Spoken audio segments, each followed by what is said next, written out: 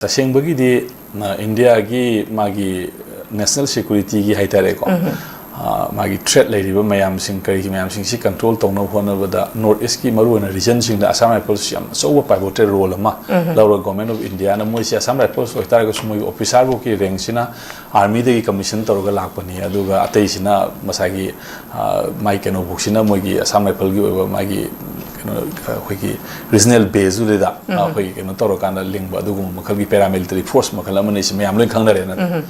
ana Assam Rifle na maruoi na Manipur da British na palingi matam degi haitare yam chauwa masi Assam Rifle gi forces special we na dum si naraga dum kangla bau da moi lere mi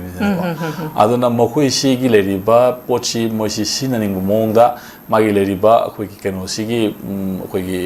leri ba lenga look haitare ne ko lai pali ba state matam the British na paling British na ojina India gi le riba port Indian state la kana Indian state na moi si ngasai gi darkar le bu gi sina bada yam loyalty we hena moi gi apam badu da moi gi region du de ko moi gi masagi oba keno yaudana moi na hari ba potu da tawi haiba gi magi yam so bu thajaba ma leye adu gi thajaba se akoi gi Manipur gi le riba miyam siga ona taina ba haitare haidi magi Indian state ngak pa gi da moi na pambu palalong do onthok na bagi da makta di haiba air si moi ni yam thajaba oiba adu Manipur gi people gi aspiration ga di taiwana ba mo oiba se Hosibo ki leiba since si ga ki wana te bo hek metri legi tholok pa irang si de tawriba blame puna mo ki Assam Rifle da ne yes natra Assam Rifle si da akoi gi people gi distress ma leire thajada ba ma leire thajada ba du gi hayo potu leiben moina sanga ga irang pandorira natra ga na through them haiba mayam sing adu leiriba du occupy to du ribra haiba gi people sing da ma suspicion ma leire bo adu gi suspicious to na maram ora kan du ne ba Assam Rifle la pa kan hoji IRB thabiro ona hairi ko ama tawbiro hairi mayam haidana ko aduga hairi ba posire da masigi poche aduga Indian state na su praja sing hin security thabiwo na haira kan si da hekta adum Assam Rifle pusana boinu hona la gale yes sigi posi karino haiba manung se leiriba hoigi hidden agenda se ka Assam Rifle si na kan si da moina tawriba hidden agenda si karino haiba se masi moidi khangam gani ko magi leiriba si na riba state agency ai tare ko moi di khang gani akoi di khang de adu khang da badu moina akoi na tawi position ne na haidam ni na akoi di khang da badu na ne ba singnari si adu ta thorok pa thabak da di hoigi leriba miyam du gi apamba mi gi khun gi kari gi leriba potu da moina hoigi infiltrate tawra kan si da potu kari kaino pusalak ko ma kaino ke su miyam thokre da na Assam Rifle gi kaino de gi aga truck ki phaba gi ama to moina ju pai ko moi gi officer de gi phaba gi de gi adi kang amaga si gi position naraga si tawba gi de gi su leiba kamu sing manak ta lega nongoi kap da yenga lei haibani khang de kai na miyam ma akoi na udaba saying mayam lebo aduna akoi ju here says ni aduga lariba mayam sing asi ju haiba ngangna ba madi dum leireba adu ngangna ba duna maram mo kan sida Manipur sida Assam Rifle na lawre iba insurgency khoi gi operation chida ko insurgency gi encounter chida lawre matam sange bo ko mi kyam hat khre mi kyam mang khre mayam ma to khre bo ko moi ke no mayam sing aduna hoji bokta Indian state na sigumba unlawful activities mayam ama sathayena koina complaint tawri sida Assam Rifle ki force ki mathak ta karam ba koina matik chaba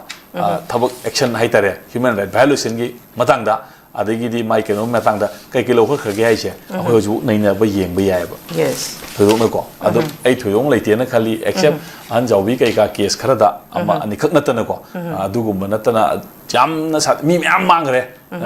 through Assam Rifles ta ko adu kai masi thawoi na design tawra tawrei se ngasi ngang si da na te ba matam sange British palingi matam dagi hawra kan da madugi legacy ma sa thawra ka Assam Rifle gi force sin kan tawe tawna masi gi posi gi Assam Rifle gi distrust ama le ri se masi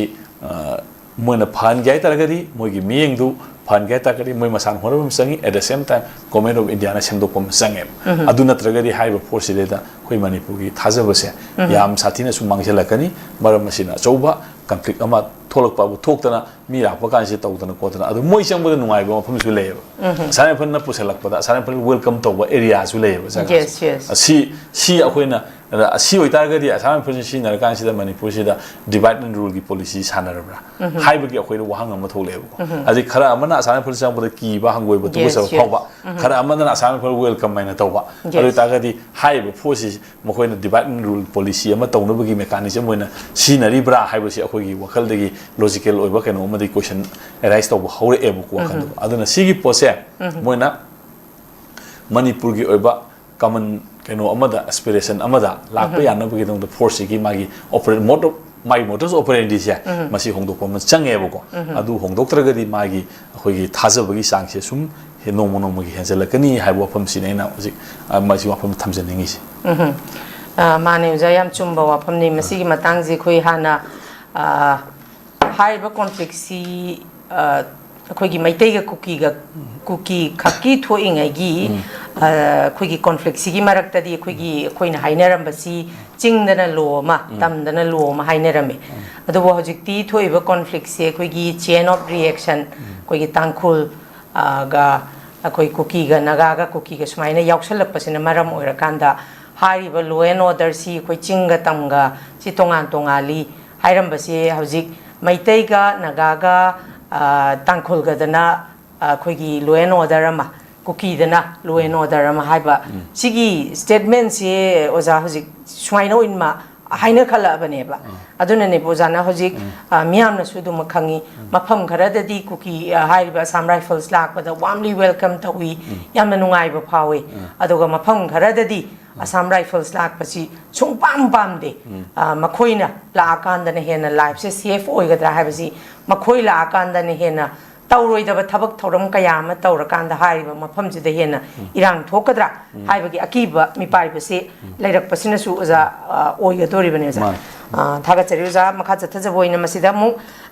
येंगबा यारिसी sorry DGP na furup ani gi CSO security gi makok thong basing akoi mifam pang thokre anauba DGP Mukesh Singhana kangpokpi amasung senapati da chatuna law and order gi matang da laukhat kadaba thabak sing khanghan khre hairi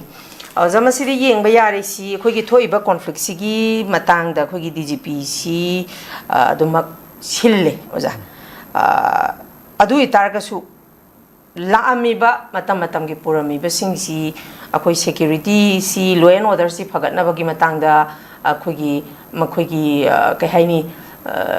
meeting सी अदुमक तोइना खनै अदुगा हौजिक सु ngasi Kangpokpi अमसुंग सेनापति गेदा CSO यावना low and order से फगतनबा खनरी हाइरी अदुबु हौजिक सी hostess सिंग हाइगद्रा नत्रगना अखोगी नगा सिंग न फाजलिबा कुकी तरागा मरी सी मखोई होस्टेस हाइबीबगी महुत्ता मखोई सी डिटेन तौबनी डिटेनी सुइने हाइबियु अखोई मखोई पिजबम थोकपा फजना मखोई खोई कना ओजामना जु थादोरपदा मखोई निकी मखोई जानिंगबा खैनी नुंगनी तलब नुंगलाब सेखर नुंखरबो मोई पिजनिंगबा पिजरगा दुम थामी खोली हाइरी दुबु कुकी न फाजनगी बतरुक तुदी हिंगीब्रा सी लैखिदरब्रा हाइबसिबु चपचाना खंगद्रबनी अदुमकपु ओजादा इन लाक्चनिंगी बसी खुगी लैरिबा इरांगसिदा मैतैगा कुकीगा गी सी खरा खजिक्तंग अमुक नाथैरगा थमलगा हजिक थोइबा हाइबा कुकी नगा ता दुगा खुगी तांखुल इचिल नाउ सिंग सुमाइना कन्ना खुइंग हानसु खुगी मखोइ अहुम अमुसी अदुगा युंग कयाम सु मै थारमबगी थोइ ओजा इरांगदि नोंमा नोंमगी लेप्पा नतेबा अदुमकपु मसिदा CSO उनादना खोगी लो एंड ऑर्डर सी गी मतंगदा लखटकदब थबकसिंग खनखरे हाइरी ओजा मसिदा पांगथोइबा सिक्योरिटी मीटिंग हाइगद्रा मसी लो एंड ऑर्डर फगतनाबा थबकसिंग मखोई पुन्ना खनरी खनजरगसु ओजा मसिगी कानाबसे फंगनी हाइना खनब्रा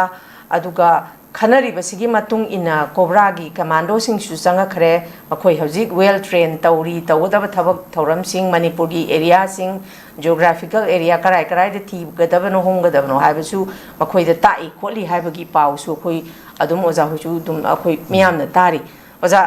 मसिना हजिक लाइरिबा खोगी होस्टेस सिंग हाइगद्रा डिटेनीस हाइगद्रा सिगी law and order gi ahong basibu ja lakani haibagi thaja basibu ja leibro kamai tawe keno ne da khoi normal classer hai tare ko suma khoi ma ama lakpagi na wo mayam unaba ama to irang ama thoi han hai bani mayam singre lai bu khuri mo smile tor mo nga tani ado kari bo hom la khrage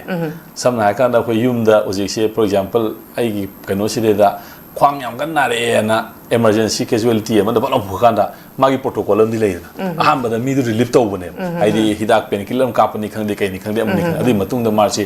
magi diagnostic to ro khadui ne karai da no man na ai maram sine kai no kai thol kai kamai to in hai pot me am thira khadui ne adu gi potu gi han ba ma doctor da pukhalak pokum bane ma na meeting am to pe to bai ta re ko simang na heta nari ba na ba